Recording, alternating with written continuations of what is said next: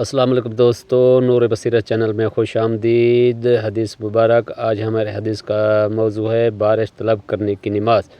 نبی پاک صلی اللہ علیہ وسلم خشک سالی میں کیسے بارش طلب کرتے تھے؟ شریک بن ابی نمر نے حضرت انس بن مالک رضی اللہ تعالیٰ عنہ سے روایت کی کہ جمعہ کے روز ایک آدمی اس دروازے سے مسجد میں داخل ہوا جو دارالقضاء کی طرف تھا، اور رسول اللہ صلی اللہ علیہ وسلم کھڑے خطبہ ارشاد فرما رہے تھے۔ اس نے کھڑے کھڑے رسول اللہ صلی اللہ علیہ وآلہ وسلم کی طرف رخ کیا، پھر کہا: اے اللہ کے رسول صلی اللہ علیہ وآلہ وسلم، مال مویشی ہلاک ہو گئے اور راستے منقطع ہو چکے، اللہ تعالیٰ سے دعا فرمائیں کہ وہ ہمیں بارش عطا کرے۔ اس پر رسول اللہ صلی اللہ علیہ وسلم نے اپنے دونوں ہاتھ اٹھا دیے، پھر کہا: اے اللہ ہمیں بارش عنایت فرما، اے اللہ ہمیں بارش عنایت فرما، اے اللہ ہمیں بارش سے نواز دے۔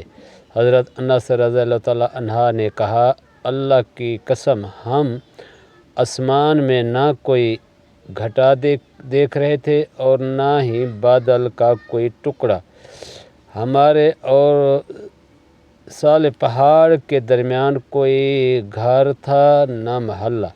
پھر اس کے پیچھے سے ڈھال جیسی چھوٹی سی بدلی اٹھی، جب وہ آسمان کی وسط میں پہنچی تو پھیل گئی، پھر وہ برسی۔ اللہ کی قسم، ہم نے ہفتہ بھر سورج نہ دیکھا۔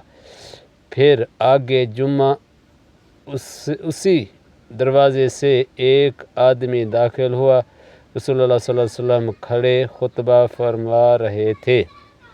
اس نے کھڑے کھڑے آپ کی طرف رخ کر کے کہا: اے اللہ کے رسول صلی اللہ علیہ وسلم، بارش کی کثرت سے مال مویشی ہلاک ہو گئے اور راستے بند ہو گئے۔ اس نے اللہ تعالیٰ سے دعا فرمائی کہ وہ ہم سے بارش روک لے۔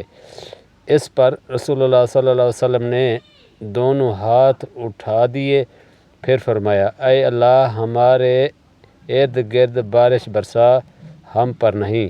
اے اللہ پہاڑوں پر، ٹیلوں پر، وادیوں کے اندر، ندیوں میں اور درخت اگائے گئے مقامات پر برسا۔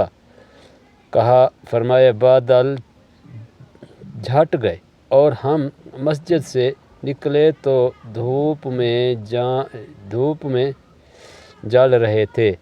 شریک نے کہا: میں نے حضرت انس رضی اللہ عنہ سے پوچھا، کیا وہ پہلے والا آدمی تھا؟ انہوں نے جواب دیا: میں نہیں جانتا۔ اللہ تعالیٰ تمام مسلمانوں کو نیکی کرنے کی ہدایت عطا فرمائے، آمین یا رب العالمین۔ صحیح مسلم حدیث نمبر 2077، بین الاقوامی نمبر 896، درجہ صحیح۔